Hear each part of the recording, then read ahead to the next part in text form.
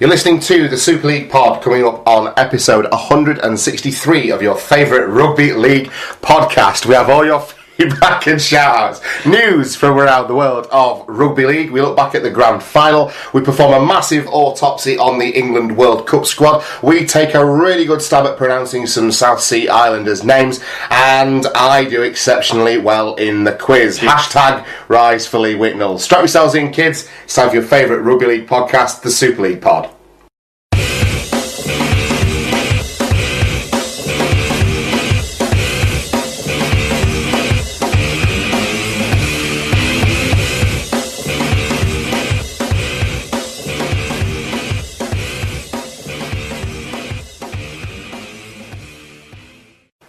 Okay, hello everyone, welcome to this grand final special edition, episode 163 of the Super League Pod. We're getting towards the highlights of the season now, Mark, and you and I are here once again to cast our eyes over everything that's been going on in the world of rugby league. Loads of stuff to talk about, which I'm sure you'll tell us about, but primarily we're going to be focusing on the grand final this week, aren't we? Yeah, of course, so big section on that. We'll have Dom Hodgson at the Hodge, so everyone knows him, on the line as well to chat about the game, as well as possibly a record for single match reviews. Yes.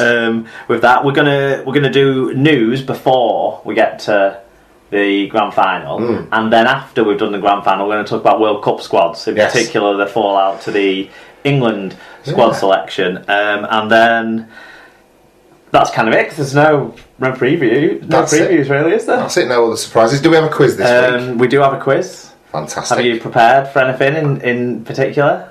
No. It's in honour of Danny Maguire's fantastic achievements and performance on Saturday evening. As man of the match. Is all I can give you as a hint So at this stage. I better not be a Danny Maguire quiz. I'll be woefully unprepared for that. Spell Maguire might even be a lot of people struggle. For some people. A lot of people struggle. Yeah, but before we do that, I suppose we've got like normal shout-outs and feedback, but to lead things from the top, Tom, I want to, before we talk about our weeks, bring up the Super League Pod annual season review show, which is coming up now in a couple of weeks' time, and I've put up something on the blog, superleaguepod.blogspot.co.uk, that sort of tells you how you can get involved with that. We are very much wanting your season audio reviews from the listeners, 2 to 3 minutes, talking about your team's season, how it's gone, what you've enjoyed, what you've not liked, favourite players, young players who have started to shine, that sort of thing.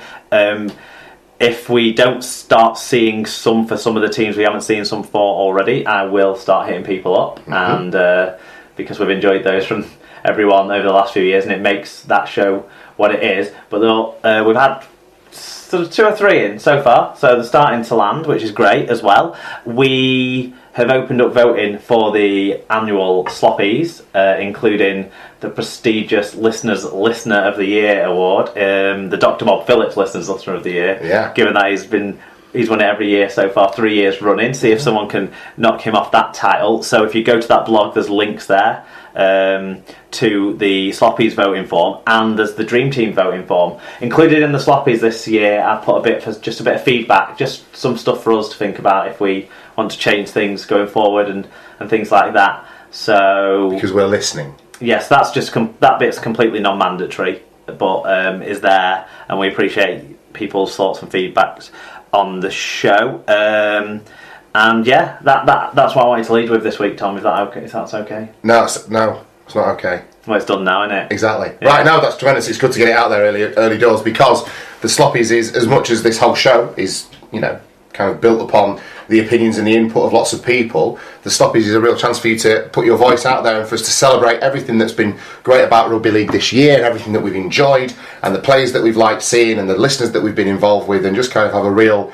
It's the most community-based version of the show that we do, isn't it? Because of everyone who contributes, and that's what we get a real kick out of anyway. So it's a highlight of the season for us. We finalised the shortlist on the train we did. On Saturday on our way to Manchester. We did. We didn't fall out too much either, did we? It was you pushing for extra Wigan inclusions. That was kind of the debate, really. Trying to rein me in so that you didn't look like you were too Wigan biased. That was the problem. My suggestions would have come back to haunt you. Yeah. Always does. There you are. So, how's your week been, Mark? I know obviously we were at the grand final. Anything else exciting going on in your world? Well, just the grand final, really. It's my dad's birthday today, I should say. Fantastic. Happy birthday. So my father is 54 today, so happy birthday to him. That's about it. But yeah, I mean, Saturday was great because there's half a dozen or so listeners and another dozen or so of their peripheral family came to meet us at Dockyard. Have we gone with it? Dockyard, Dockside. I don't know. It's kind of it's a fluid concept. But yes, that was good, wasn't it? Some nice beers on there. Fantastic, and great to put faces to a few people that we've not met before. I know. Some sizable contributors turned up in a lot of senses. Well, Cutthroat John there is now into the run-in for tallest listener, so we need to get him and Dr. Hideous David in the same room to see where they stack up. Yeah, absolutely. Because there's titles to be won here in terms of tallest listeners and stuff. I absolutely was not expecting a man of that stature. We know his intellectual stature from his contributions to the Super League pod, but I was breathtaking. It was great to have a bit of like Cass and Leeds rivalry going on, but a very friendly rivalry with Rob and a couple of his guys and Dom and his granddad. The Whitnalls came down. Yes, that was great to meet them. Good chat. Range of different topics were going on with conversation there, which was all what it was all about. Yeah. We even had, Leigh came up from Gloucestershire. He wasn't drinking all day. No. I think he was driving back, being sensible. Probably didn't earn the full weekend pass, maybe. I don't think he has to earn it. I think he just tells us what happens. It's unbelievable, isn't it? He's gangster. He's already booked his trips for next year as well. Exactly. We had. Tell me if I'm missing anyone. We saw the Wilkinson. Well, Wilkinson Senior. So is it 2 years, mate? Possibly. I forget. I'm terrible with a face, and I'm not great with names these days either. But I'm terrible with a face. And he came over to me when I was at the bar and said, "You don't remember me, do you?" And I was like, "Do you know what? I was staring at you last time I came at the bar for about 3 minutes, thinking I know him. Where do I know him from?" Right. And then he said, "Well, I'm Wilco's mate." And then you'll remember this guy that is like Wilco's dad steps from behind him and gives me a big wave. And then so obviously people even that couldn't get to be with us, like Rich sent family over, so that was great. No, it was phenomenal. It was a really good little meet up, and what was great from my point of view is that we kind of socially butterfly it a little bit, and not that we need to make sure that we spend time with everybody, but you want to catch up with everybody. But then whilst that's going on, all these little kind of groups formed of people from the Super League pod listenership, all talking about the game, all sharing experiences and things like that. And actually at one point I remember walking back from the bar outside to the outside part where we were stored and seeing like these 3 or 4 different groups talking and thinking, this is brilliant. This is all born out of everybody getting involved and getting behind the Super League pod and being part of the community that we all belong to. Family. It was wonderful. Absolutely we do amazing. Love you all, and meetups like that are great reminders. They are indeed, absolutely. So that was the highlight of my weekend as well. I don't have anything else to add to that particularly. Let's crack on then. Let's see who's been getting in touch this week, Mark. Right, we'll start with budding rugby league journalist and a long-term friend of the show, Dan Fowler. He got in touch quickly after last week's show went up. Given the title of the show and him being a Sheffield fan, about Menzieri, he said, I think his Wikipedia page says he's 33. It wouldn't surprise me if he was 33 when he joined the Eagles in 2008. He's lost quite a bit of pace over the last few years, so I doubt he would be in PNG squad anyway if they would select from the Championship. Lowe and Minga would be the biggest exclusions from the Championship. But I love anyone talking about the jukebox, though. To think some people don't even know who he is disappointing. Proper edge of the seat player. There you go. So you were just saying before, you don't think we're going to top that for an episode title? I think it might be I'm struggling to think of an episode title. Captain Scarlet. That has been, I don't know. Well, yeah, Captain Scarlet, but that's kind of tinged, isn't it? Yeah. In a lot of senses. But because every so often Facebook brings back your memories and stuff, and every so often it'll say, oh, you've posted, you've got a memory from a couple of years ago, you've got a memory from a year ago, and it'll be an episode that I've reposted, and I'll read the title and I go, oh yeah, that was okay, oh no, I remember what we were talking about in that one. I just think there's something about Yeri it's just perfect. There's zero fat on that episode title. It works beautifully. I don't think we'll do much better than that. Good stuff. We've got a feedback triple now from Bob, Dr. Bob Phillips. First of all, he says, running 5k per day is probably healthy. Current advice is 30 minutes exercise per day, 3 times a week, though personally I'd go dogging. Now, I had to think about this. Do you think he's making a car share joke? Yeah, he is making a car share Thank joke. God for that. He goes walking his dog, doesn't he, for his exercise. I did 9 days Dogging. of my... It was actually about 5.5k I was running each day. Right. But yesterday I strained my calf trying to sort of sprint through the rain. Right. And so I've had to have a day off today and tomorrow, I think, to let that recuperate. That's okay, isn't it?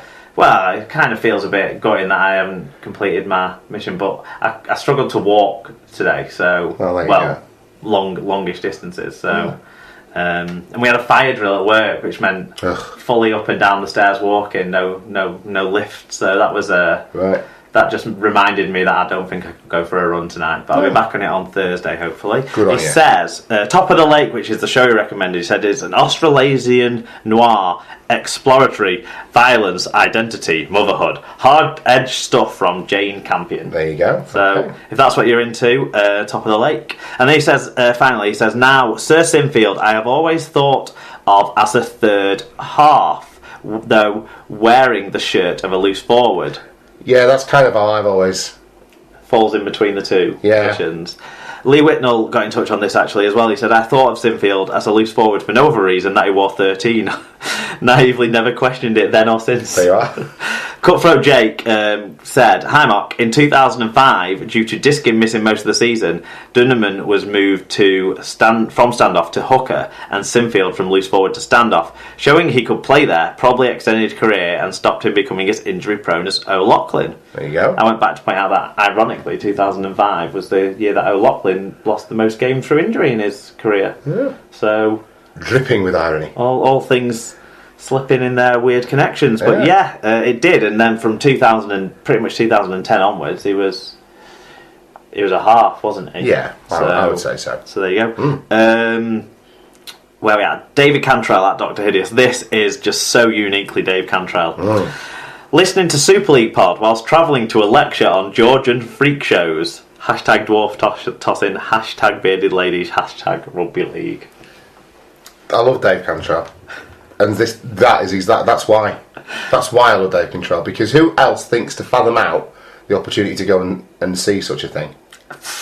As a lecture on that. Yeah. Fair play, Dave. Who else is on the Georgian Freak Show mailing list? And what also surprises, what also I like to think about is the look of terror/confusion on the faces of the people who are expecting to attend that lecture when they see Dave arrive. Like he might be part of the show. No, like, what's that big fucker doing here? More than anything else. Not like he'd be part of the show. Although I reckon he could probably fling a dwarf fairly far. Yeah, that's what I mean, like, kind of playing that role. I reckon he'd have a good arm, don't you? Yeah. Yeah, absolutely. Who was next? Sarah Mackenzie said, Tom, very impressed with your reading of the Italian squad. Mille grazie, Sarah. She also added in that Anna, which is her 6-year-old, is it? Yes. Added, inviare la lettera, hashtag fluent in Italian now. Do you know what that means? It means Tom? send that letter. Yeah. I know, I saw it the other day. It's all in an I looked at it and thought I better post that. You haven't though, No, I haven't. No. I will. Useless. It's not you. Well, it's There's two girls on opposite sides of the country desperate to be pen friends, and you're just getting away with your frank laziness. Now you've guilted me.